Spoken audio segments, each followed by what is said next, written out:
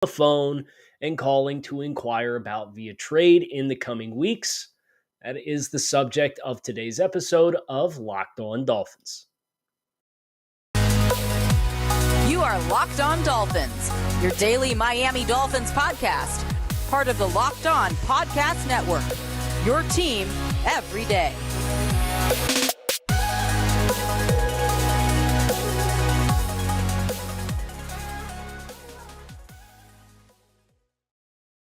What's going on, Dolphins fans? Kyle Krabs of Locked On Dolphins, your team every day here on the Locked On Network. Today is Thursday, March 2nd, 2023. And today on the show, we are continuing our table setting for the 2023 Dolphins Blueprint Series, which will run next week. That Blueprint Series is free agency, salary cap, strategy, mock draft, potential player trades, 53-man roster. If I were the GM, what my proposal would be like on what this Dolphins team can look like for the start of the 2023 season. Anything and everything pertaining to team building, we're going to dive into it. Well, who am I? I'm Kyle Krabs, lifelong Miami Dolphins fan. I'm the co-founder of the Draft Network. So this is kind of my vibe, right? Like this is what I really have a lot of fun doing, putting the GM hat on, taking the deep dive into team building in general and putting it through the lens of the Dolphins. So we're kind of introducing bits and pieces throughout the course of this week in the midst of Combine Week, the NFL Combine taking place this week in Indianapolis. So we're going to dive in. Today's episode of Locked On Dolphins is brought to you by FanDuel. Make every moment more. Place your first $5 bet to get $150 in free bets, win or lose. Visit FanDuel.com/LockedOn today to get started. I want to thank you guys for making Locked On Dolphins your first Miami Dolphins listen of the day. The process to collect this list. So I have a list of names. I have a grand total of, I'm not going to do the math off the cuff here, 22 names in total that I have. That if I were the Dolphins, I would at least consider picking up the phone and asking. And this was the last part of this process. This was inspired in part by the Jalen Ramsey Dolphins Galaxy Brain. PFF says send 2 twos to the Rams for Jalen Ramsey, in spite of the fact that Jalen Ramsey has a $17 million salary cap hit for this upcoming year. He has $57 million across 3 seasons remaining on his deal. Knowing what the Dolphins salary cap layout looks like and wanting to get some other names at positions of need for the Dolphins. So there's no quarterbacks in here. There's no wide receivers in here. If anything, the Dolphins are looking to offload Cedric Wilson this offseason based on the presence of Tyreek Hill, Jalen Waddle, and Cedric Wilson's salary cap hit being what it is. So what I have done is I have collected, as of earlier this week, a snapshot of where every team is in the NFL in their salary cap space. The objective here is simple. I wanted to collect the bottom half of the league. And I'll read you those teams as of the time of doing this content. The Green Bay Packers, the Philadelphia Eagles, the Pittsburgh Steelers, the New York Jets, the Carolina Panthers, the Kansas City Chiefs, the Dallas Cowboys, the Jacksonville Jaguars, the Cleveland Browns, the LA Rams, the Miami Dolphins, the Buffalo Bills, the LA Chargers, the Minnesota Vikings, the New Orleans Saints, the Tampa Bay Buccaneers. Those are the bottom 16 teams in the NFL as of Tuesday of this week for their respective salary cap space available to them. I can tell you 13 of those teams are in the red. So to get cap compliant, you have to be able to do a number of different things. You have to be able to restructure contracts. You have to be able to shed bad contracts. You can trade players. And I looked through these rosters at the Dolphins' positions of need, their primary positions of need: running back, tight end, offensive line, corner, safety, linebacker, And I did put interior defensive lineman down there just because there is one player who I think might not get a second deal with their team, but would be a great fit for the Dolphins, and threw him on here just because. But I don't think there's any imminent opportunity. I think the vast majority of these names, there's probably not imminent opportunity, but sometimes imminent opportunities aren't what you're waiting for. You're waiting for a spontaneous moment or a spontaneous phone call. So these trade names are not players that I am saying are definitively on the trade market, but they're players that would make sense for their respective teams to entertain trades for when you look at the juncture of the team, their salary cap, what other talent they have on their roster, what their long-term spending forecast looks like, and so on and so forth. Mike Gesicki would have been on this list last year if another team was doing this exercise and looking at the Dolphins roster, for example. These are names that, to varying degrees, I think are all touchable for the Dolphins with the draft capital that they currently have. I don't think there's any players here that would command a first-round pick based on their age, cost, contract status, so on and so forth. There's a lot of one-year deals. There's only a handful of players that have more than 1 year remaining on their current contract. And a couple of them are at devalued positions such as running back or linebacker. But I wanted to have this list of names to say, hey, if I'm a general manager, if I'm Chris Grier, and I am putting together the roster, I'm asking myself, is a third-round pick spent on player X from the Tampa Bay Buccaneers worth more to me on a 2-year deal for $26 million than a second-round draft selection based on how the board will or won't fall or how we assess the draft class? Does that make sense?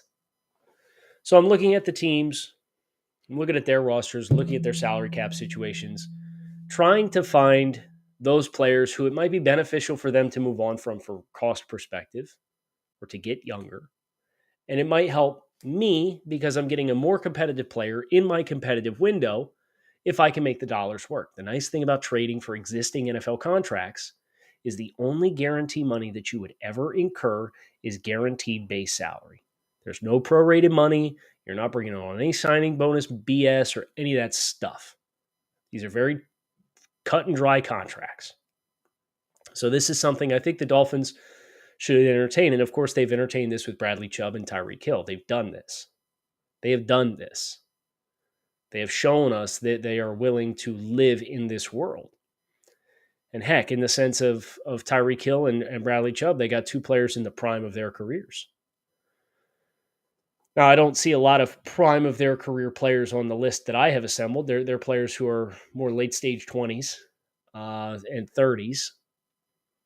But there are some impact players on this list. And the objective here is to look at the offensive side of the ball and the defensive side of the ball, at the names that I've identified that I would pick up the phone and at least call. Can't hurt to call, right? So that is what we're going to do next on the show. We're going to start on the offensive side of the ball. But before we do, very excited to talk to you about our friends over at FanDuel. The midway point of the NBA season is here, and now is the perfect time to download FanDuel, America's #1 sportsbook, because new customers get a no-sweat first bet up to $1,000 in bonus bets if your first bet doesn't win. Just download the FanDuel Sportsbook app. It is safe, secure, super easy to use, and then you can bet on everything from the money line to point scores, everything in between. FanDuel even lets you combine your bets for a chance at bigger payouts with same-game parlays. So don't miss the chance to get your no-sweat first bet up to $1,000 in bonus bets when you go to FanDuel.com/lockedon. That is FanDuel.com/lockedon to learn more. Make every moment more with FanDuel, an official sports betting partner of the NBA. So the offensive side of the ball. I have 3 running backs written down that I would at least call and inquire about. Alvin Kamara from the New Orleans Saints, Dalvin Cook of the Minnesota Vikings, and Clyde Edwards-Helaire of the Kansas City Chiefs. Clyde Edwards-Helaire is on the last year of his rookie deal. It's worth $2 million. This would be a late draft pick, if anything. The other two Their cap hit for 2023 is $11 million apiece. Their contracts are almost identical. Alvin Kamara has 3 years, $37 million remaining on his deal. Dalvin Cook has 3 years, $36 million remaining on his deal. Both owed $11 million in cash this year. That's what the Dolphins would be responsible for. It's fully non-guaranteed money, however. Kamara has some off-the-field issues stemming from an incident in Las Vegas that may cost him a portion of the season. And that probably hurts the case for the Saints getting anything of significance. Now, the Saints are, again, they're $30 million in the red. They've been restructuring contracts. They did Ryan Ramczyk already. They did their kicker, Will Lutz, already. They've kind of positioned themselves to lock in again. But Kamara is one of the players who I don't know what the long-term future looks like. I think he'd be a great weapon in the Dolphins' offense, just like Dalvin Cook would be a great rusher in the Dolphins' offense.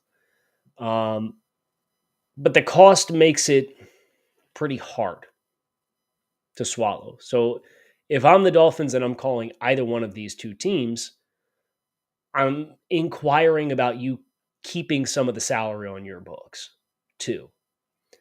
I would not give more. If I had to take the full $11 million, I don't think you're looking at anything more than a third round pick for either player from any team, not just the Dolphins. Now, if you could get half of this dollar amount off of my books as the team that's taking him, you'd probably get an offer for the higher of the 2 threes that the Dolphins have. And then you can get out of this contract at any point if the salary cap space gets rough, or you can restructure the deal and build yourself a runway. Would I actively be trying to trade for either player? No. But in a room that has no running backs under contract right now, I'm certainly at least calling and inquiring. Interestingly enough, I did not find a single tight end on any of the teams in the back half of the NFL and salary cap space. Not a single tight end that I thought made sense as a potential trade target. So that's going to have to be free agency, and that's going to have to be the draft. I did find 2 offensive tackles that I think are interesting. One of them is Los Angeles Rams offensive tackle Joe Nopu. He's played guard. He's played tackle. The Rams signed him to a big money contract last offseason. He has 2 years, $28.5 million remaining on that deal. So it's about $14 million per. He's owed $13.5 million in cash this year. Again, this is fully non-guaranteed money for the Dolphins' perspective. The Rams were a disaster in just about every way. Murphy's Law took effect for this team. Anything that could go wrong did go wrong. 13.5, like the running backs in Kamara and Dalvin Cook, is a price point that I'm probably not overly comfortable with. I think there is a conversation to be had about the other offensive tackle that I found, and that's Chukwuma Okorafor from the Pittsburgh Steelers, plays right tackle. He's owed $10 million this year. He has 2 years, $18.75 million remaining on his deal. So it's less than $9.5 million per season. 10 this year, 8.75 next year. If you strike out in free agency, because let's be honest, I'll go ahead and pull up the names that I have for offensive tackles. It's not pretty. Offensive tackles scheduled to hit free agency. You have quality starters in Orlando Brown Jr., Kayla McGarry, and Andrew Wiley. That's it.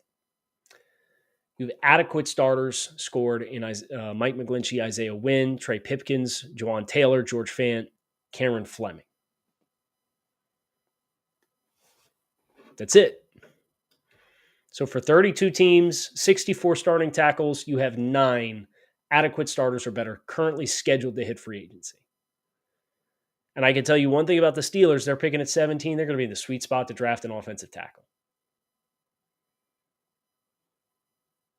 I would at least inquire.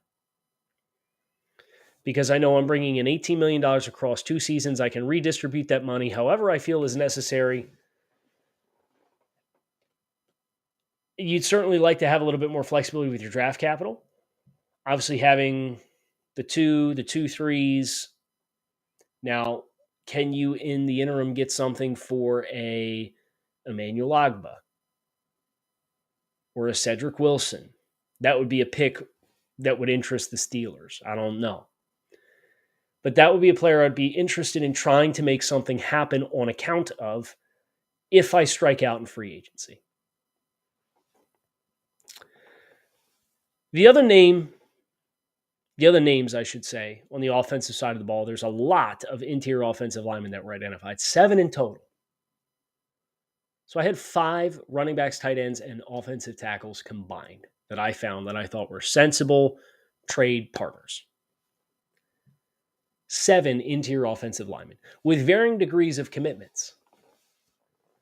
I think between the Cleveland Browns, both guards and Wyatt Teller and Joel Bitonio, they're getting a little older.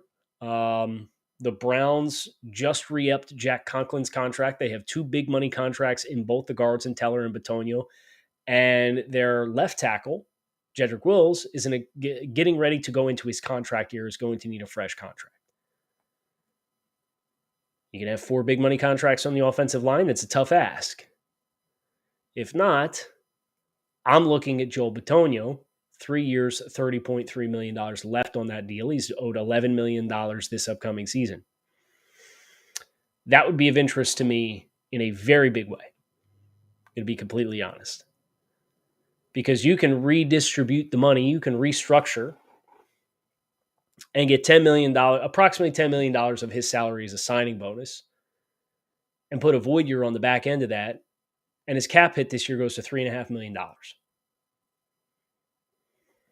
Now, you'd have to trade probably your 2 for Joel Bitonio, if we're being honest. And maybe you get a day 3 pick back. But is Joel Bitonio with a contract restructure and less than $5 million in cap space worth more to you than the 51st overall pick in the NFL draft when you don't know what's going to be there? And you have effectively that contract with 3 years, $30 million is roughly equivalent to a first round draft choice from an economic standpoint. I think Tua Tagovailoa's 4-year deal was 4 years, $35 million, fully guaranteed as a top 10 pick, whatever, right? Like, it's equivalent to a rookie contract for a Pro Bowl caliber guard. Of course, the Browns have to be willing to play ball. But I think what's interesting is the Browns are very devoid of draft capital because they traded for Deshaun Watson. So that might be of great interest to them to replenish, especially at the expense of a 32-year-old guard. It would be a phone call that I would make. And more so than Kamara and Cook and Edwards-Helaire and Okorafor and Nopalum, like Okorafor is in case of emergency break glass. Like, if we strike out in free agency and we feel we need to get something, like, all of those names are mild to me. Bitonio, I'd be pretty assertive with if I had a chance to do it, and the Browns were interested in playing ball. I do think Teller's a better player. Teller's younger, but Teller's on a 3-year, $51 million contract versus 3 years, $30 as far as remaining dollars. So I don't think that the sales point is quite as good there with Teller, because you're taking on an extra $7 million per season across 3 seasons. For the Dolphins in their cap situation, it's not super flexible. Laken Tomlinson with the Jets is another name that I had circled. Now that's $13 million per season, 13.1 in cash owed this year. That was a player that the Dolphins were in the market on. They ultimately passed because of the price. Because of the price, I think he's probably too far priced out for where Miami's at. I think the Jets would need to eat some money. I don't think they're going to be super keen to play ball with a divisional rival. 2 guards on another team, the Saints, Andrus Peat and Cesar Ruiz. I know Ruiz was a player that the Dolphins reportedly had eyes for back in that 2020 draft. And Pete, Ruiz is on the last year of his rookie deal. That's $4 million. So 1 year, $4 million for Cesar Ruiz. The performance hasn't necessarily been there. But that, again, is another player that is much more economically friendly, and you get him on a one-year deal, and the impact, if you trade your 6th-round pick for Cesar Ruiz, or if you trade a 3 and get a 5 back, the impact of Cesar Ruiz would probably far surpass that of whatever player you're picking at 84 in the draft. Andrews Pete, 2 years, $24 million effectively in remaining money. It's probably outpricing versus performance. If you're getting into $10+ million, you better be getting a Pro Bowl caliber player like a Joel Bitonio. And I think Joel Bitonio on the offensive side of the ball, now Kamara and Cook are that caliber of players, but Kamara's availability is going to be in question with some off-the-field issues. And Dalvin Cook, the question is a draft pick plus the dollars worth more than just bringing back Raheem Mostert and signing somebody else in free agency? I'm inclined to think no. But again, if the dollars make sense, you can make the dollars move, then you can make the dollars move. 2 other names for guards, the last 2 names that I would be calling teams to inquire about. Matt Filer, 1 year, $6.5 million.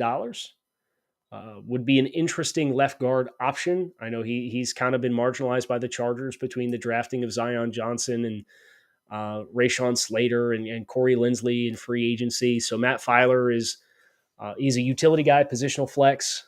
1 year, $6 million, $6.5 million. I think that's a marginally interesting path to take. I think he's probably mid-day 3 pick valuation. Would not be surprised if he's cut if they don't get anything for him. And then Shaq Mason with the Tampa Bay Buccaneers. 1 year's $8.5 million. This is a quality starter. Again, that kind of puts you in a stratosphere where my ears perk up a little bit. I'm a little bit more interested in paying a reasonable price if I know I'm getting a quality starter. The interesting thing about Shaq Mason is Shaq Mason was traded to the Bucs last year, March 18th, 2022. The draft pick that was sent back, the Buccaneers sent a 5th-round pick in 2022 for Shaq Mason. Can a 6 get him on the last year of his deal when you sent a 5 and got a year out of him? $8.5 million. It's a 1-year deal, so it's easily digestible. I could tell you right now with if you're worried about cap space, the current place I have the Dolphins in cap space with the 53-man roster projection, from which we will go over in its entirety next week, is about $23 million in space. Now, I max restructured Tyreek. I max restructured Bradley Chubb. The team won't have to do that, but they could if they want to, and they can get themselves to that point. Now, some of that money's untouchable because it's post-June 1 cut dollars, so it might not be immediately tapped into at the start of free agency, but you could acquire Shaq Mason and bring that dollar amount in and have plenty of flexibility to work with, especially when you consider that $23.5 million includes a free agent signing on a 2-year, $6 million deal. So, some interesting names. I think of all the names that we've invoked here, Shaq Mason and Joel Bitonio would be the 2 that I would actively call and actively shop for. Now, I would call and check in on all the other names, Kamara and Cook and Edwards-Helaire and Okorafor and Noteboom and Pete and Ruiz and Filer and Tomlinson and Teller. But I think from a price, cost, performance perspective and motivation to move them, Shaq Mason of the Bucs and Joel Bitonio of the Browns are the 2 that I would most actively be interested in trading draft selection for. It's time for the defensive side of the ball. And we have less names here. And one of these names is kind of just thrown in, I don't want to say for no reason, but he's thrown in here because he's in the last year of a rookie contract. And I do think the Dolphins need a different player than what they currently have in this spot. It's an interior defensive line spot. And it's Derek Brown of the Carolina Panthers. He's a first-round pick. He's a top 10 pick for the Panthers back in 2020. 2021, 2022. Yeah, do a little math here off the top of my head. Yeah, the 2020 draft. 1 year, $7.5 million. Derek Brown being a bigger body presence, who I think is more explosive. He had a nice breakthrough this past year. The question is Carolina going to continue to spend? The Panthers are minus $2.5 million in cap space right now. They can get out of that no problem, but they're in the running for Derek Carr. Are they going to sign Derek Carr and put their cap situation in a tough spot? If they are, Derek Brown might not be a part of the long-term plans. They made coaching staff changes. They made GM changes in the last 2 years. Like there's a lot of stuff in flux with the Panthers. I'd call. You guys keeping Derek Brown? Yes? Okay, click. No? Okay, well, what's the cost here? I'd at least inquire. I know interior defensive line's not super high up on anybody's radar for the Dolphins, but it is for me. I have 5 linebackers, and then I have 4 defensive backs. I had 5 defensive backs, but one of them, it was just reported on Tuesday, John Johnson, the safety of the Browns, is going to be waived at the start of the league calendar year. I would like to sign him. I think he would be a great addition to the Dolphins because he was on my list for players to call and inquire about trading about.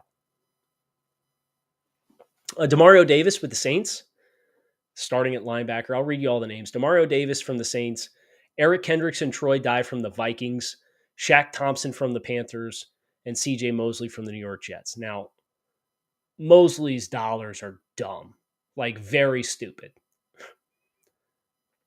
I'd be interested in having CJ Mosley play linebacker for the Dolphins, but not in this contract. So again, in the same way that Laken Tomlinson's like, yeah, I'd love to have you, but the Jets, you're probably going to have to eat half the money. They're not going to do it. I can call and ask.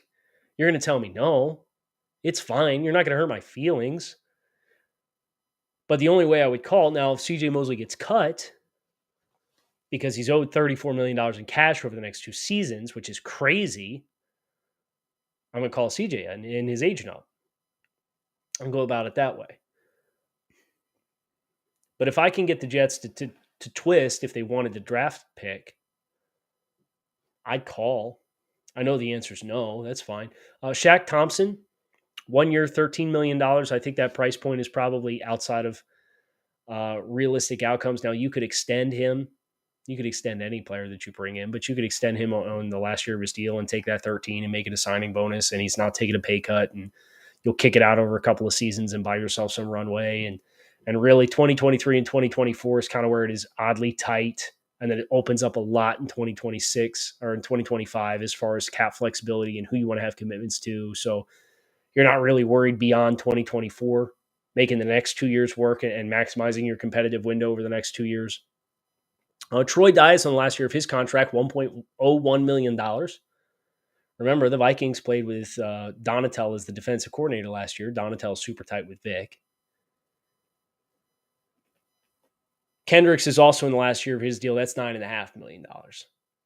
Kendricks is an awesome player. He's been an awesome player for the Vikings for a long time. If you were going to say we want a quality starter plus at stack linebacker, but we don't want to pay Tremaine Edmonds $16 million a season, and we don't want to pay Levante David $15 million a season, and we're concerned about Bobby Wagner getting 12 plus again, call about Eric Kendricks.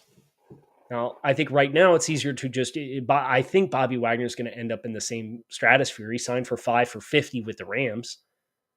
I'm inclined to think he's going to be in the same strike zone. Now, I think technically Bobby Wagner goes on this list, and that was 4 for $40.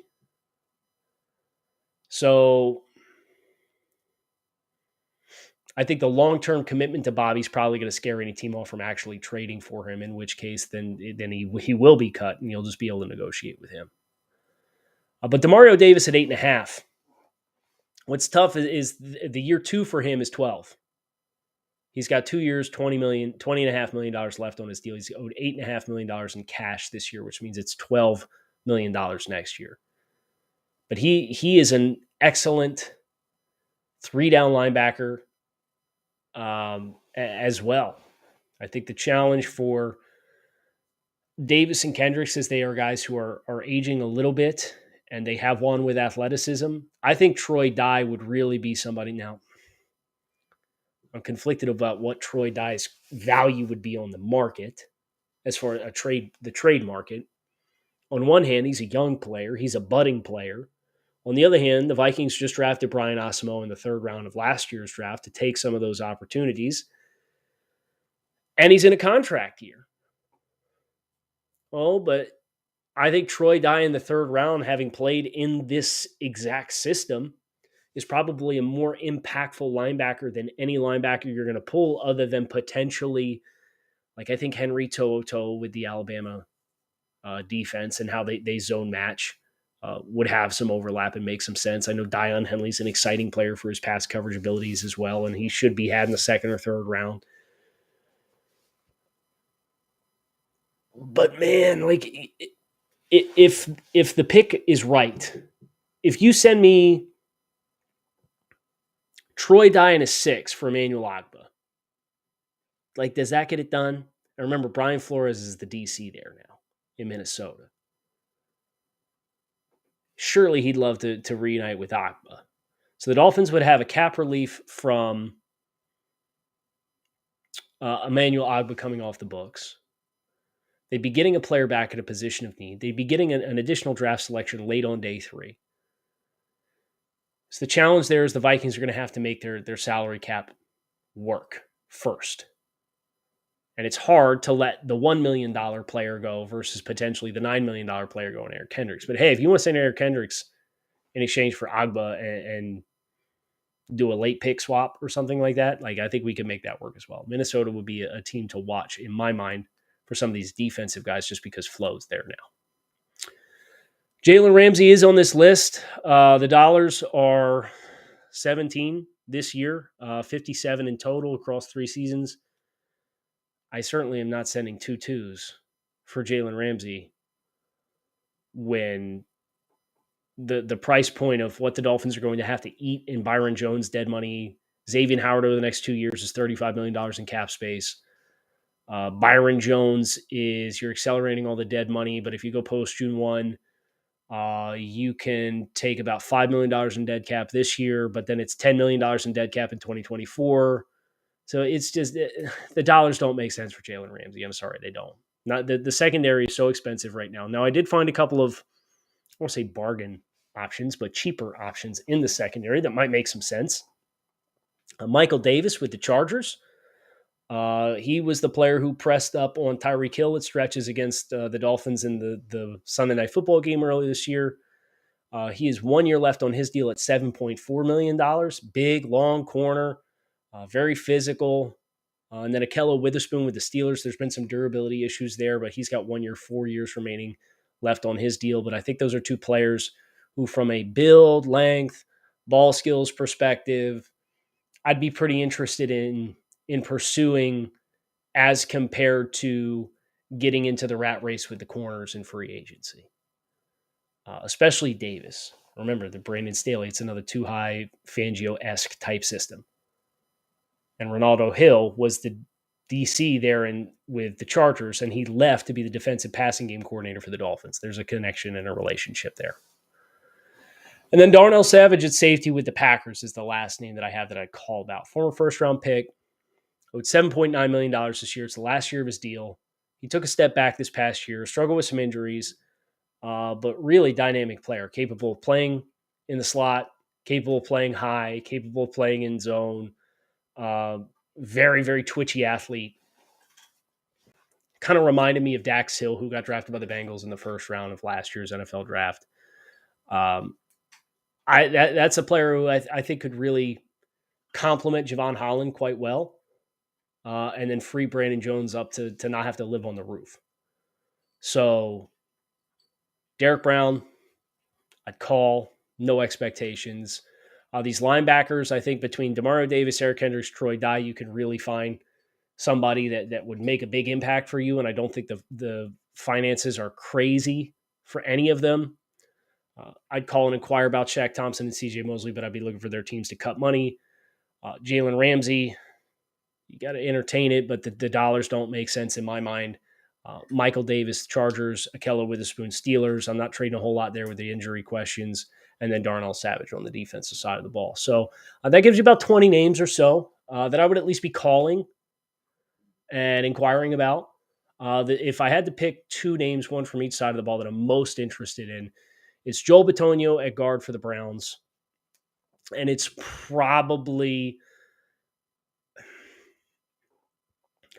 Michael Davis at corner for the Chargers. Those Vikings linebackers are very interesting to me as well. And so is Darnell Savage. So we'll see what Chris Grier does working the phones. Obviously, Combine Week this week. It's a big week to meet with other teams across the league in an informal setting and kind of talk business without having to work for it, right? Everybody's in the same spot. There's a lot of business that's conducted in Indianapolis. So this is a critical week for the Dolphins to get some of that foundational stuff set as far as discussions and pursuing of potential new directions and new teams and trades and so on and so forth, which we'll get rolling here before we know it. The league calendar is going to be on top of us very quickly. So make sure you hit subscribe. Keep it locked in right here on Locked On Dolphins, your team every day. Fins up. I appreciate you guys checking out the show. Make it a great rest of your day, and I will talk with you all